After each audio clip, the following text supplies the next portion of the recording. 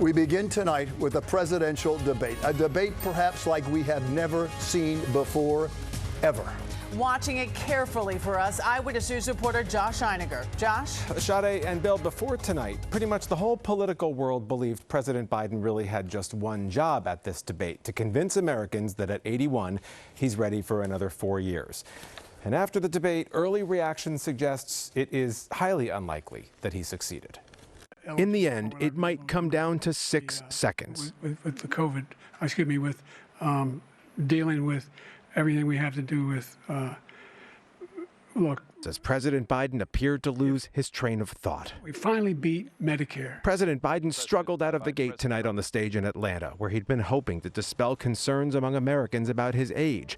But his voice hoarse with what his campaign calls a head cold, he faced a fire hose of invective from his predecessor, Donald Trump. On January 6th, we had a great border. Nobody coming through, very few. On January 6th, we were energy independent. On January 6th, we had the lowest taxes ever. And then he comes in, and we're now laughed at. We're like a bunch of stupid people. The 90-minute debate covered a lot of terrain, from the economy. He inherited almost no inflation, and it stayed that way for 14 months. And then it blew up under his leadership because they spent money like a bunch of people that didn't know what they were doing. We got to take a look at what I was left when I became president, and what Mr. Trump left me. We had an economy that was in free fall. The pandemic was so badly handled. Many people were dying. All he said was, it's not that serious. Just inject a little bleach into your arm. You'll be all right. The economy collapsed. There were no jobs. To abortion. He's willing to, as we say, rip the baby out of the womb in the 9th month and kill the baby. You're lying. That is simply not true. The Roe v. Wade does not provide for that. That's not the circumstance. Only if a woman's life is in danger, she's going to die. That's the only circumstance in which that can happen. But we are not for late-term abortion, period, period, period. It was a vicious debate. The only person on this stage is a convicted felon is the man I'm looking at right now.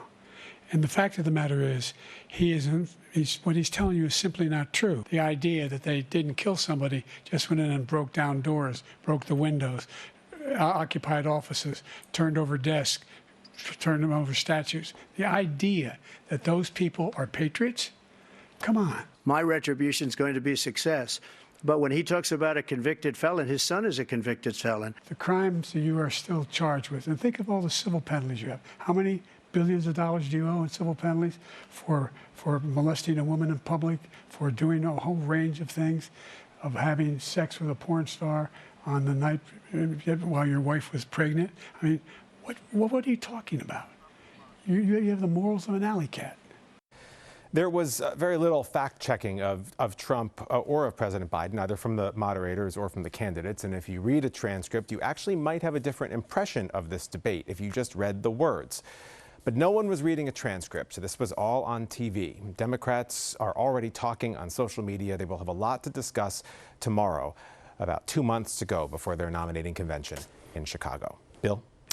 A lot of people talking about this debate tonight. Josh, thank you. So that's what happened on the stage. What's happening right now behind the scenes? ABC News White House correspondent Mary Alice Parks is in Atlanta and in the room with both campaigns. And Mary Alice, so what are both sides saying about what we saw tonight? Because Biden clearly having some struggles. Yeah, I just stepped outside to talk to you guys. Republicans really having a field day. They have been all over the spin room and all over online saying that they thought this debate presented Biden as weak and not up to the job. Democrats largely admitting that they are disappointed in this debate performance. Like you guys were just talking about, there was a real sense that the president needed to show that he was up for the job. That sort of gut feeling that voters wanted to feel confident in his readiness. And there's a sense from Democrats that he didn't meet that bar. I'm thinking about one statement I got from a congressman from California who's been out there campaigning for the president, Ro Khanna. He even said it was not his best night, but he remains committed to Joe Biden's reelection. The fact that he is using that kind of language, to me, tells me that Democrats clearly worried that he just did not meet the bar that they had hoped he would, guys. Yes, no question. So how do you think this worked? The closed microphone rule for the candidate not speaking. It appears that Trump wasn't the same Trump like we've seen in prior debates. Did this actually help him? Potentially. I think because he did sort of rattle through a myriad of falsehoods. I mean, it is worth pointing out that his inconsistency, some of the facts were just all over the place. I mean, really off the charts level of falsehoods when he was talking about January 6th, when he was talking about abortion, talking about the economy, environment, on nearly every answer. I mean, fact checkers were going crazy trying to keep up with what Trump was saying.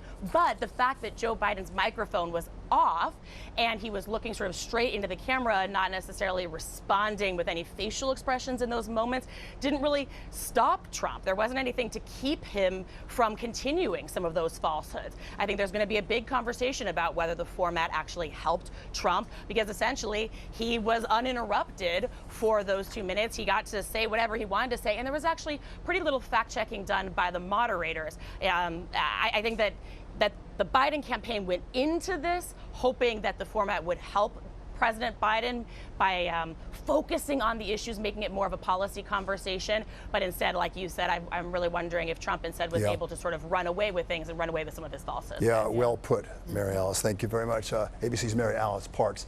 Thank you in Atlanta tonight for us. By the way, ABC News did a lot of fact-checking tonight about what the candidates said at the debate. You can see the results of all that at our website, ABC7NY.